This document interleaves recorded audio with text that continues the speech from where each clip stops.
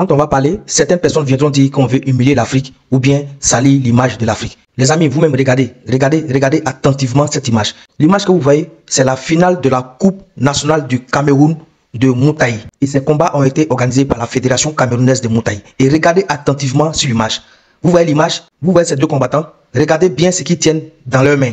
Ce qu'ils tiennent là, ce sont leurs prix. Vous pouvez voir sur l'image que celui qui a remporté le combat a gagné 10 000 francs CFA. Et celui qui a perdu le combat a gagné 5 000 francs CFA. Quand on parle, on dit qu'on veut détruire l'image de l'Afrique. Vous-même, regardez ça.